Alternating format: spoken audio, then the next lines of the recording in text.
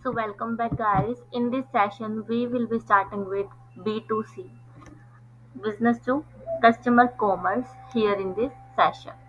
पिछले सेशन में we have studied about the B2B commerce. In B2B commerce what we studied कि दोनों ही parties, buying party and selling party, दोनों ही कौन होने वाले हैं? अपनी business entities होने वाले हैं.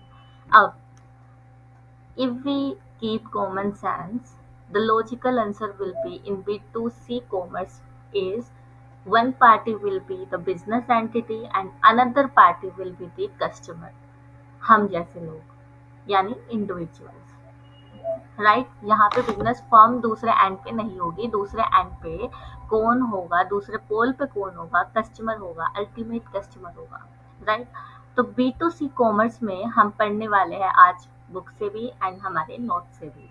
बी टू सी कॉमर्स में क्या होगा? एज द नेम इम्प्लाइज, जैसे कि नेम बता रहा है, B2C, business to customer transaction have business firms at one place, जिसमें कि business firms एक place पे होगी, एक पोल पे होगी, and in the next dot adjacent to it उस पे क्या होगा? कौन होगा? It's the customer on the other end, right. अब इसी चीज को हम थोड़ा सा एग्जाम्पलीफाई करेंगे and we will move to our notes. सबसे पहले अब बी टू सी कॉमर्स में अपनी कौन कौन सी कंपनीज आ जाती है? जैसे कि अपना सबसे पहले एप्पल. एप्पल क्या करता है? आपके लिए, कस्टमर के लिए कस्टमाइज्ड टैब्स, लैपटॉप, आईफोन बनाता है, राइट. तो इसमें अपना मेन हम किस पे फोकस रख रहे हैं कि डिजाइनिंग आईफोन में ये कौन सी होगी? Product design and development industry. Product design and development में हम स्पेसिफिकली कस्टमर की डिमांड्स को मद्देनजर रखते हुए क्या कर रहे हैं? अपने प्रोडक्ट्स को डिजाइन कर रहे हैं. तो based on customer demand for performance यानी हाई स्पीड, और उसके बाद स्टाइल एंड फीचर्स. तो ये अपना हो गया. यहाँ पे मेरी एंटिटी कौन है? एप्पल है, ठीक है. एंड जो मेरे कस्टमर है वो कौन है? इंडिविजुअल्स है. यानी कि यहाँ पे बिजनेस एंटिटी नहीं है ना, अदर एंड पे कौन है? कस्टमर है. मोबाइल फोन्स, लैपटॉप, टैब्स कौन खरीद रहे हैं? यहाँ पे कस्टमर खरीद रहे हैं. And then after that we have marketing and promotional side. B to C इसमें भी होता है. लाइक जो एच यू एल है वो अपने F M C G products को कैसे बेच रही है? किसको पता है कि एच यू एल के पास F M C G products है? How H U L make people aware of the F M C G, fast moving consumer goods. उसको कैसे अवेयर करेगी कि मेरे पास कौन कौन से फास्ट मूविंग कंज्यूमर गुड्स है? तो एचयूएल क्या करती है? अपने कस्टमर तक इंफॉर्मेशन पहुंचाने के लिए उस चीज का प्रमोशन कराती है on the YouTube, TV, Instagram, ठीक है. तो अब यूट्यूब के पास अपना खुद का कंटेंट थोड़ी होता है, वो भी किसी ना किसी से एक्सेस करती है कंटेंट को, and that content will be shifted to the customer use. तो यहाँ पे भी अपने पास बिजनेस एंटिटी कौन होगी? HUL. And the user of the product, user of the advertisement service is customer, right. Then उसके बाद अपने पास आ जाता है online sales platform. Online sales platform में भी अमेजोन कौन है? बिजनेस एंटिटी है, ऑनलाइन मार्केट प्लेयर है. ये क्या करता है? Through its website keep selling the goods. Sells all things from book to electronic articles via website URL. Online sales platform. उसके बाद नेक्स्ट एग्जाम्पल अपना आ जाता है. कस्टमर को और क्या क्या चाहिए कि अब उसको शॉप पे खुद ना जाना पड़े, उसके डोर स्टेप पे ही क्या आ जाए? गुड्स एंड सर्विसेज आ जाए. तो डिलीवरी एंड फुलफिलमेंट वाले प्लेयर्स कौन है? अपने जैसे फ्लिपकार्ट हो गया, ब्लिंकिट हो गई, जोमेटो हो गया, स्विगी हो गया. ये कौन है? डोर स्टेप फूड डिलीवरी वाले. तो getting product to the customers door step. Flipkart जैसे कि use Ekart logistic to deliver order across the India. Then उसके बाद अब कस्टमर को क्या चाहिए होता है कि गुड्स तो हमने ले लिया है, but how to use it, what will be the direction to use, what will be question we should take. तो आफ्टर सेल सर्विसेज वाले प्लेयर भी आ जाते हैं, जिसमें कि फॉर एग्जांपल सैमसंग है जो कि अपने इलेक्ट्रॉनिक आइटम्स बेच रहा है. देन ही सेज कि if you face any difficulty we will be there to help you. Samsung क्या करेगा? सैमसंग आफ्टर सर्विस सेंटर खोलेगा and online support for mobile phones and appliances, ठीक है. अभी हमने बस ये देखा है कि बी टू सी में हमारे जो एग्जाम्पल है कौन कौन बनेंगे। सबसे पहले हमने एग्जाम्पल लिया product design and development industry का, जिसमें कि एप्पल का एग्जाम्पल लिया हमने। ओप्पो वीवो भी ले सकते थे, क्योंकि जो लोग सेल्फी फ्री क्या उनके लिए वो भी फीचर दिया। देन उसके बाद हम मार्केटिंग एंड प्रमोशन का एग्जाम्पल लिया एचयूएल का, एफएमसीजी प्रोडक्ट्स के लिए। देन उसके बाद ऑनलाइन सेल्स प्लेटफॉर्म का लिया अमेजोन का, जो कि गुड्स को डिलीवर करता है वाया वेबसाइट्स। देन उसके बाद डिलीवरी एंड फुलफिलमेंट का एग्जाम्पल लिया, एंड उसके बाद आफ्टर सेल सर्विस का लिया। ठीक है। अब इसमें हमने क्या देखा कि वन साइड पे अपनी बिजनेस एंटिटी है and on the another side there is the customer, not the another business entity. तो बी टू सी में एग्जाम्पल के थ्रू आपको थोड़ा सा समझ आ गया होगा but I want to elaborate on. ठीक है। उसके बाद है although what comes to one's mind instantly is online shopping. Online shopping हमने एग्जांपल लिया अमेजोन एंड फ्लिपकार्ट का, राइट हियर। देन उसके बाद it must be appreciated that selling is the outcome of the marketing process. अब आप किसी भी goods and services को किस वजह से सेल कर पा रहे हो, to make the people aware. After making people aware you are able to sell your goods, and how you will make aware of people by the marketing activities, by the sales and promotional activities, advertisement activities, right? And marketing begins well before a product is offered for sale. एक product को जब cell के लिए offer किया जाता है उससे पहले भी मार्केटिंग होती है, क्योंकि हम मार्केट फिजिबिलिटी स्टडी करते हैं।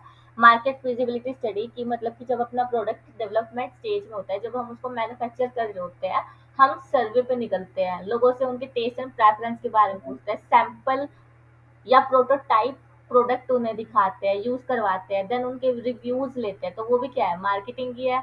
विजिबिलिटी स्टडी कर रहे हैं हम उस प्रोडक्ट के लिए कि जो हम प्रोडक्ट डेवलप करने वाले हैं वो मार्केट में उतारने लायक है या नहीं, एंड उतार भी दिया तो whether that will B bought by the customer or not, especially for those who are picky, the choosy customers. In business we say if a choosy customer is ready to buy your product, then your product is good enough and continues even after product has been sold। और product को जैसे आप cell भी कर दोगे then उसके बाद भी आपको एडवर्टीजमेंट उसकी मिलती है, प्रमोशन उसका मिलता है। So B to C commerce में अब कौन कौन सी एक्टिविटीज होगी, तो B to C commerce therefore entails a wide gamut of marketing activities such as identifying activity, promotion, sometimes even the delivery of the product. For example, music or film that are carried out online. जैसे कि मैंने यहाँ पे तुम्हें example दिया था promotional activity में कि यूट्यूब इंस्टाग्राम इन सब के पास खुद का कंटेंट नहीं होता, यहाँ पे हम एडवर्टीजमेंट डलवाते हैं फॉर दी कस्टमर। देन उसके बाद है ई कॉमर्स। ई कॉमर्स मतलब अभी तो हमने सिर्फ ये समझा है कि बी टू सी कॉमर्स क्या होता है। अब बी टू सी कॉमर्स में ई कॉमर्स का रोल कैसे आएगा, मतलब कि हम इलेक्ट्रॉनिक मीडिया, इंटरनेट इन सब का यूज करने वाले हैं so that to make our B to C commerce very effective and speedy. तो ई कॉमर्स में क्या होगा, e commerce permits conduct of these activities at a much lower cost but high speed. Cost बहुत lower होगी और इसकी speed क्या होगी, बहुत high. For example ATM speed up withdrawal of money. पहले क्या होता था, हम बैंक में जाते थे, विड्रॉवल स्लिप भरते थे, व्हाइट कलर की होती थी, मतलब कॉर्पोरेशन बैंक में तो होता ही था, व्हाइट स्लिप होती थी विड्रॉवल की, देन उसमें हम कुछ अमाउंट भरते थे एंड उसको साइन करते थे, देन मनी को विड्रॉ करते थे। But now in the arena of the facility for ATM, we just swipe our ATM debit card and take the money from ATM machine. So customers these days are becoming very choosy and desired individual attention to be given to them. Not only to they require the product feature to be tailor made to suit their requirement। मतलब मैंने अभी तुम्हें बोला था ना feasibility study के बारे में कि ये फिजिबिलिटी स्टडी मेरी तब कामयाब है जब एक जो चूजी पर्सन है ना वो मेरे नए प्रोडक्ट को खरीदे और खरीद के उसको खुश हो जाए। ठीक है। But also the convenience of delivery and payment eight there pleasure with the own set of e commerce, all this has become a reality. मतलब प्रोडक्ट उन्होंने ले लिया एंड नाउ दे वांट कि they should be convenient in payment also.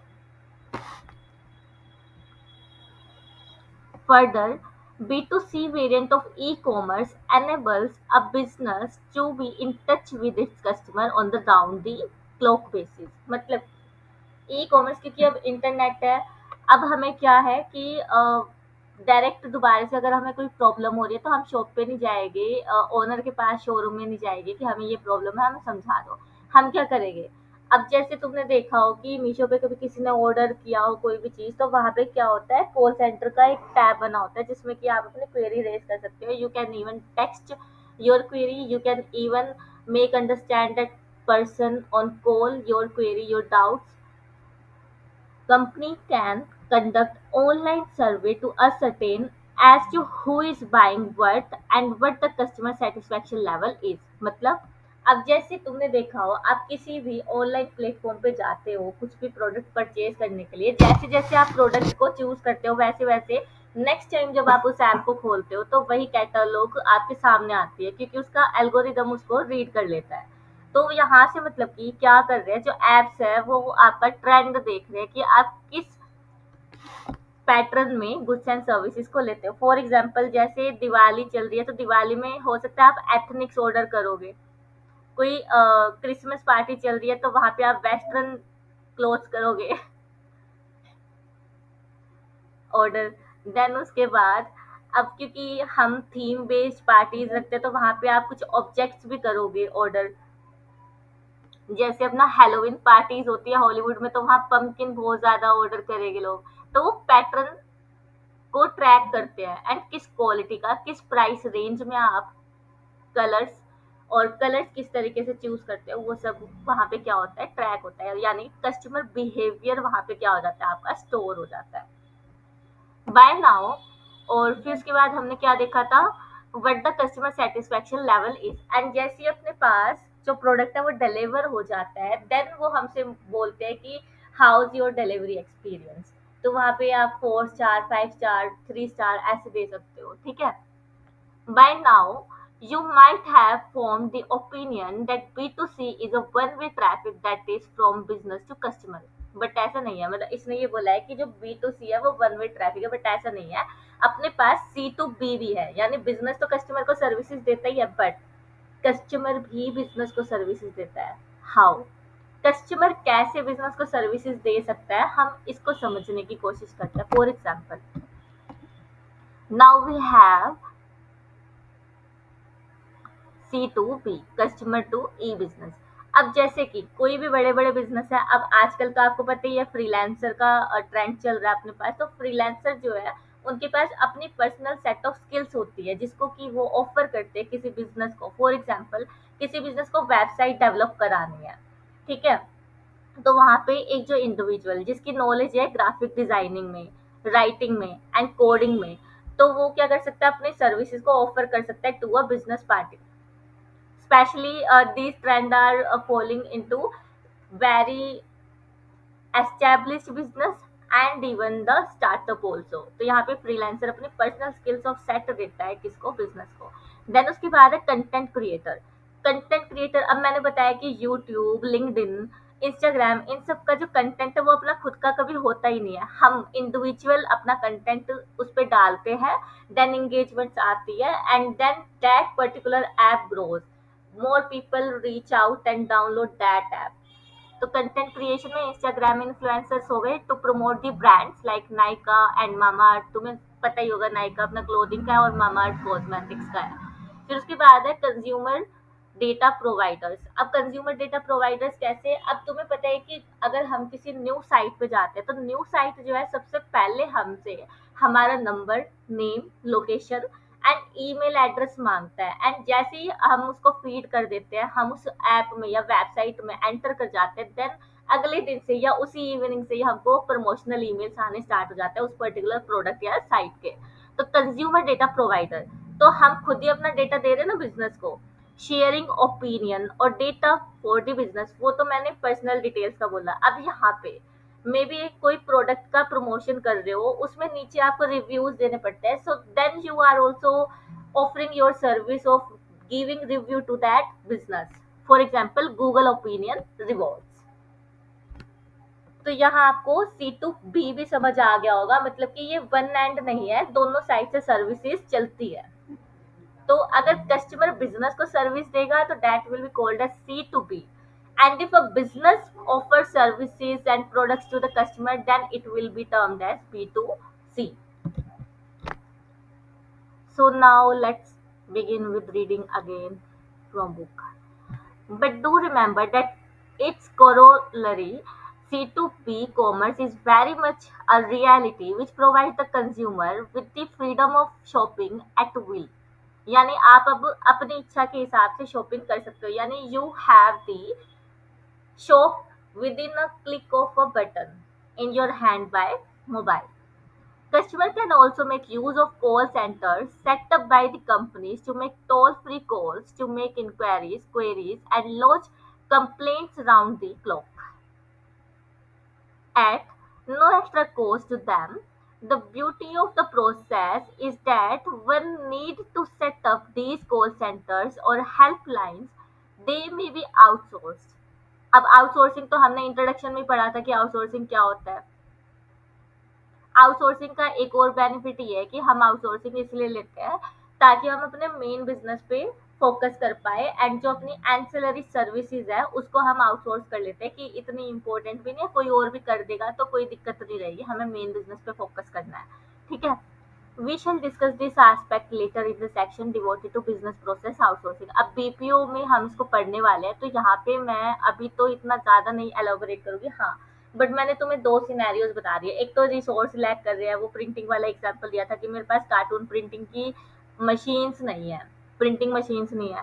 And अभी मैंने तुम्हें example दिया कि मेरे लिए वो जो बिजनेस, वो जो सर्विसेज है वो एंसिलरी है, उसको मेरे लिए कोई और भी परफॉर्म कर देगा तो मुझे कोई फर्क नहीं पड़ेगा ज़्यादा क्वालिटी ऑफ प्रोडक्ट पे अपने बिजनेस की. ठीक है. तो अब इसको थोड़ा समराइज करते हैं, बिकॉज ऐसा भी हो सकता है कि आपके पास individually notes on individual points आ जाए, ऐसा भी हो सकता है. और हो सकता है कि आपके पास डायरेक्ट यही क्वेश्चन आ जाए कि what is scope of e commerce. वैसे ऐसा तो होगा नहीं, केस बेस्ड पेपर ही होता है अपना 11th क्लास में भी, तो उसकी भी चीजें हम देखेंगे, मतलब पहले सिलेबस पूरा करेंगे, then we will discuss about the type of question, how will you write them. ठीक है. तो बी टू सी कॉमर्स में हमने क्या क्या देखा. सबसे पहले तो इसकी डेफिनेशन ही देखी. ठीक है. डेफिनेशन के बाद फिर हम इसको ये बता रहे हैं कि जो प्रोडक्ट की गुड्स एंड सेल्स है वो किस पे डिपेंड करती है, मार्केटिंग पे, एंड जो मार्केटिंग है वो प्रोडक्ट की सेल से पहले भी होती है, जैसे कि फिजिबिलिटी स्टडी, एंड प्रोडक्ट को सेल करने के बाद भी होती है. देन उसके बाद हमने ये देखा कि मार्केटिंग एक्टिविटीज कौन कौन सी है, एंड मार्केटिंग एक्टिविटीज मैंने ऑलरेडी बुलेट फॉर्म में दी है तो इसको मैं समराइज नहीं करूंगी. Marketing activities. देन उसके बाद हमने ये देखा कि बी टू सी में ई कॉमर्स कैसे रोल प्ले करता है. ई कॉमर्स कैसे करेगा कि अब हम घर पे बैठे बैठे एडवांस पेमेंट भी दे सकते हैं, ईएमआई पे भी दे सकते हैं, यूपीआई पेमेंट्स, ये सब शेड्यूल कर सकते हैं. राइट. तो यहाँ पे ई कॉमर्स में हमने मेनली किसका एग्जाम्पल लिया, एटीएम. एटीएम का लिया हमने यहाँ पे, और हम यूपीआई का भी ले सकते हैं. ठीक है, तुम्हें याद रहेगा. एंड फिर उसके बाद जो प्रोडक्ट है वो टेलर मेड है as per the customer specification, तो कस्टमाइज प्रोडक्ट.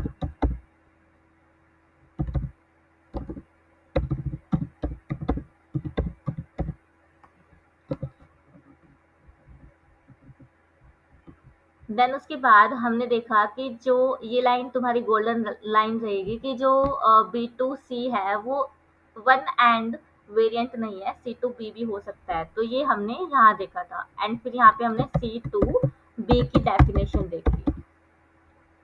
डेफिनेशन.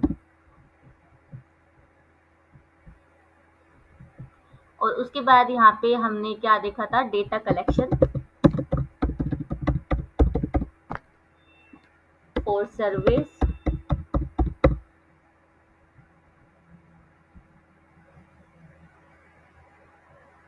और फिर उसके बाद कस्टमर कन्वीनियंस पे हमने ये कॉल सेंटर की बातें देखी थी.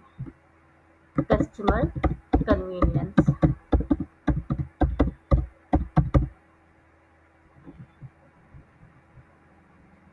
तो यहाँ पे अपना बी टू सी वेरिएंस खत्म हो जाता है.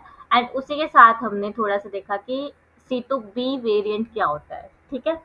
तो आई थिंक यहाँ पे आपको समझ आ गया होगा। फिर भी अगर समझ ना आया हो तो स्टिल यू कैन री watch my video and even you can ask the doubt on telegram too and in the comment section too, ठीक है। एंड लास्ट हम एक बार, क्योंकि मैं अपने कॉन्सेप्ट नोट्स तो नहीं शेयर करती हूँ पब्लिकली, तो यहाँ पे तुम लिख लो कि मैंने एग्जाम्पल्स क्या क्या दिए, यहाँ लिख लो। मैंने फर्स्ट एग्जाम्पल किसका दिया, एप्पल का, Apple stores for customer. Second मैंने दिया था HUL का। थर्ड मैंने किसका दिया था, अमेजोन का। देन उसके बाद फोर्थ अमेजोन का दिया था या फ्लिपकार्ट का दिया था, हाँ अमेजोन का दिया था। फिर उसके बाद डिलीवरी चैनल में फ्लिपकार्ट का दिया था, फ्लिपकार्ट। देन उसके बाद आफ्टर सेल सर्विसेज में सैमसंग का। ये मैं इसलिए सेम लिखवाती हूँ, अलग इसलिए नहीं करती हूँ, सो डैट तुम्हें ना याद आ जाए, तुम्हारी मेमोरी रीगैदर हो जाए कि हमने ये एग्जांपल्स देखे थे, तो पूरा कॉन्सेप्ट तुम्हें याद आ जाएगा। सैमसंग का एग्जांपल लिया था, ये किसके लिए था, सारा का सारा B2B के लिए था, B2C के लिए था। देन उसके बाद C2B में हमने क्या देखा था, C2B में हमने फ्रीलांसिंग की एक्टिविटी देखी थी,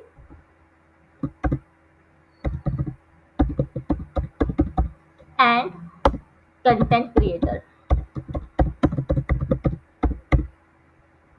ये हमने किसके लिए देखा, C2B के लिए। इसको भी मैं हाईलाइट करा देती हूँ भले ही अलग से, कि दिस वॉज फॉर B2C